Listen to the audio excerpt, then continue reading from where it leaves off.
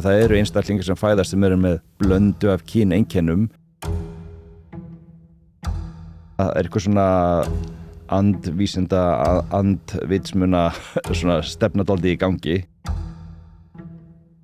Robert Kennedy náttúrulega bara stór furðulegur heilbrigðisráðherra og hefur náttúrulega gert þvílíkan óskunda í heilbrigðismálum innan Vestanhafs. Ég var reyndar á Twitter á tímabili eftir að suður afríski nasistinn tók við, þá bara hætti ég þar með Pronto sko.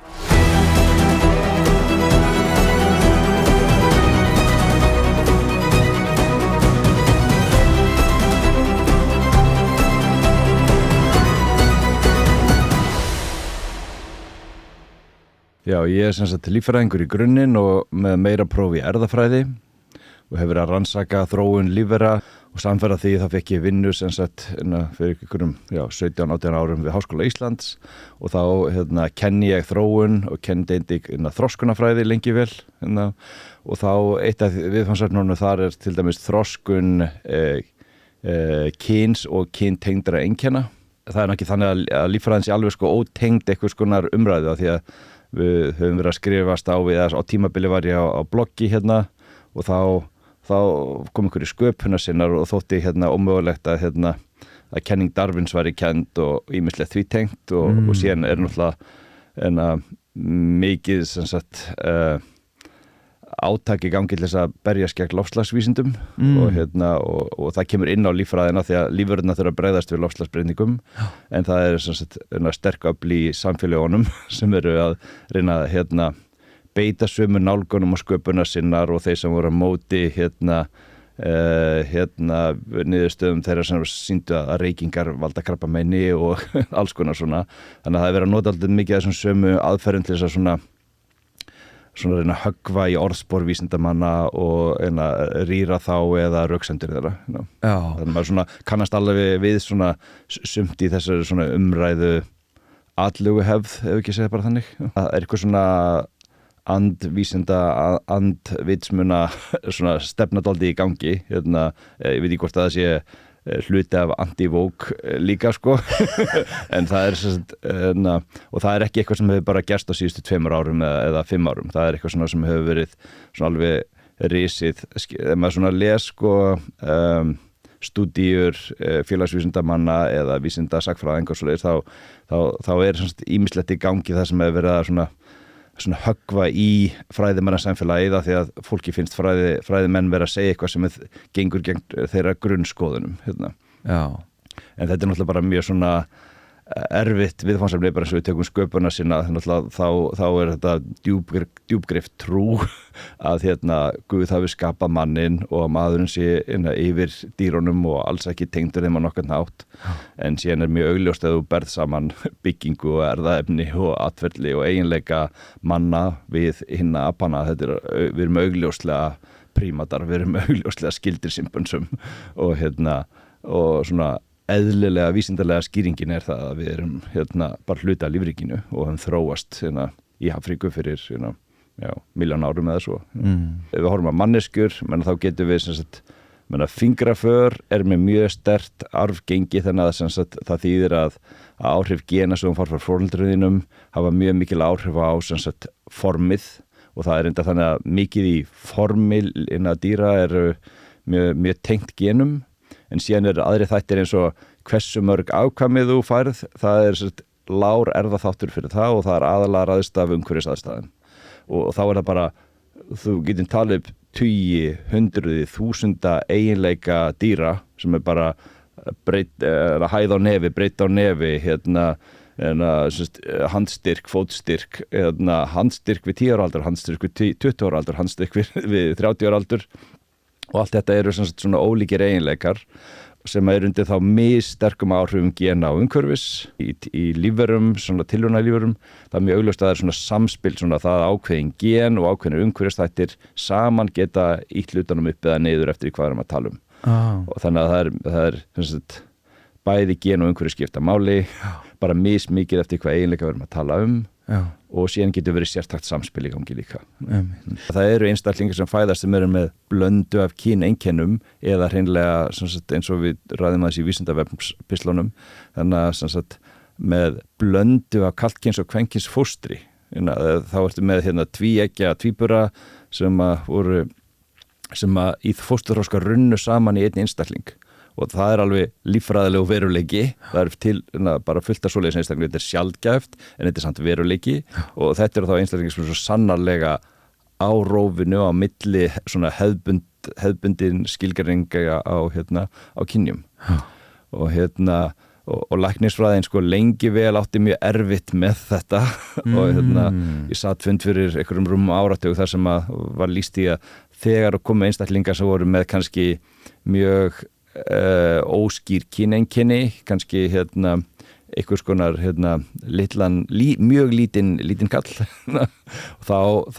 var eitthvað svona norm að bara, já, ef að viðkomandi ekki með skýr einkenni þá bara sniðast að klippa stúfin af og aðeins svona sauma til og segja foreldrunum að ala viðkomandi sem stúlku en síðan voru margir einstaklingar sem að lýstu því að ég var alin upp sem stúlka en ég vissi alltaf að ég var strákur og þá fór læknisfræðin að endurskoða þetta og reyna skilja betur hvað í gangi og koma til móts við skjólstæðingar sína. Eitt af því sem að hefur verið notað mjög oft að heimsækja sko dýrin til þess að segja að karldýrin eitthvað, sjáðu bara ljónin, sjáðu bara þetta eitthvað, til þess að segja sko kallar eigi og séu betur til þess fallnir að vera dominant. Þá fólk bara svona velja sér eitthvað dæmi úr náttúrunni sem að undirbyggja lífsskoðun þeirra eða trú eða sín á karlmennsku eða eitthvað annað eða samskipti kynja og það svona eitt af því sem að svona við reynum að leggja áherslu á og samkennarar mínir í þróunarfræðinni hafa haft svona rauða þráðinn en að náttúran bara eins og hún og við getum ekkert farið bara út í dýragarðinn og fundið siðferðileg viðmið eða einhverja svona reglur það hvernig við eigum að byggja okkar samfélagi eða hegða okkur gagnvart hvort öðru. Af því að þú getur tekið þetta, tekur ljónið sem dæmi, þá það svona hópar af dýrum, þetta eru félagsdýr og þá karldýr að berjast að fá yfirráðarétt í hjörðinni, bara Lion King eitthvað og síðan getur kongnum verið steypt og allt þetta sko. En síðan getum við farið yfir í hýenur og þá það þannig að hjá hýenum það líka félagsdýr en þá það kvendýri sem sterkast og það ræður hópnum ákveður ef við frekar að nota ljón eða hýenur sem dæmi og eru hryggdýr bestu viðmiðin fyrir okkur þannig að það eiginlega ekki hægt að fara út í náttúruna og segja hún og láta hana segja okkur hvernig við hegða okkur samfélag manna þarf að ræða saman virðingu og vinsemd helst myndi ég segja það sem hefur áhrif á eiginleikana einstaklinga og hópa eru genin og umhverfið umhverfið sko það sólarljósið og það maturinn og það rigningin og kuldin og veirurnar og allt þetta en það líka atlæti sem við fengum þegar við vorum að alast upp frá segjum foreldrum og ættingjum okkar og þorpinu sem að óla okkur upp en það líka samfélagið sem að þorpið býr í og öll gildi og samsetning hluta þar sem hafa mjög mikið áhrif á því bara hvernig eins og mannverur þroskast upp og í hvað áttar fara hvernig persónleikar okkar mótast eða kynvitund eða kynhneigð en kannski svona getur verið bæld af samfélagi mjög kannski ekki auðveldlega en það þrýstir á fólk sannarlega. Já. Mér langar að taka tilraun í smá svona hálfgerðum hraðaspurningum og og það sko þá ætla ég að lesa fyrir því fullyrðingu svona algengar fullyrðingar og fá þið bara til þess að bregðast við því í, þú veist, nokkurinn línum fær kannski svona 30 sekundur eða svo. Ok, mjög athyglisvert. Ok, það sem sagt það eru bara 2 kyn. Maður skilur okkur að fólk tali 2 kyn en þegar við horfum á kyn tengda eiginleika sem við notum til þess að skilgreina kynin þá sést að það bara samfellt róf og það eðlilega að hugsa róf kynja og kyntengdra eiginleika heldur en 2 skýrt afmörkuð kyn. Það sem ég líka sagt karlar geta aldrei orðið alvöru konur. Þannig fólk að segja að ytri bygging einstaklings ákvarði kynvitund eða kynhneigð og náttúrulega við vitum að að það eru til hommar og það eru til lesbíur en það líka til fólk sem í kallkyns líkama en hefur vitund konu og öfugt og það transfólk og það alveg líffræðilega mögulegt og samkynhneigð og önnur svona fjölbreytileiki í formi og eiginleikum. Þegar þú tekur þetta allt saman, horfið til næstu 5-10 ára bara með við allt sem að gerast í heiminum, ég meina þú nefndir Suður-Afríska nasistan, sérðu, þú veist, bjart eða blikur framundan, 5-10 ár? Það svona ýmsar blikur á lofti, ef við ekki að segja það. Náttúrulega það svona, það sem mann hélt að veri svona traust og opin samfélag með góð grunngildi og opna umræðu og rannsóknarvinnu og svo leiðist því hefur ógnað og náttúrulega augljóst að horfa vestur haf menn að eitt sem við snertum ekki á áðan var bólusetningar og andbólusetningar áróður og rógstarfsemi einhvers konar, Robert Kennedy bara stór furðulegur heilbrigðisráðherra og hefur náttúrulega gert þvílíkan óskunda í heilbrigðismálum innan vestanhafs þannig að maður ekkert svakalega bjartsýnn svona yfir heildina en náttúrulega Ísland og Evrópa við erum með frekar opin og frjáls samfélög þar sem við getum rætt hlutina á opin og heiðarlegan hátt og vísindamenn fá að kanna þá hlutir sem brýnt að kanna án þess að vera heftir eða dregnir í dilka eða smánaðir eða fangilsaðir en að því að náttúrulega sagan segir okkur alls konar sögur af hvernig farið var með vísindamenn í Þýskalandi nasismans í Sovjetríkjum Stalins í svona mörgum svona áþekkum ríkjum og það svona svo fyrir aftur vestur haf, það margt sem að Robert F. Kennedy og Konar Trumps hafa verið að gera bæði við heilbrigðisgeirann og líka við loftslagsvísindi og að fara í stríð við ákveðna háskólastofnanir á okkurum prinsipum bara og þá líka eins og þú kannski þekkir betur en margir þá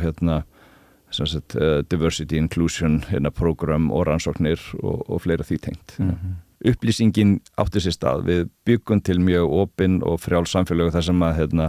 við áttum okkur á því að það mikilvægt að hafa margar raddir og geta rætt mála virðingu svona reyna að finna hlutina út á fræðilegan hátt, ekki með því að spá í bolla eða garnir eða fara eftir því sem að ormurinn í heilanum segir þannig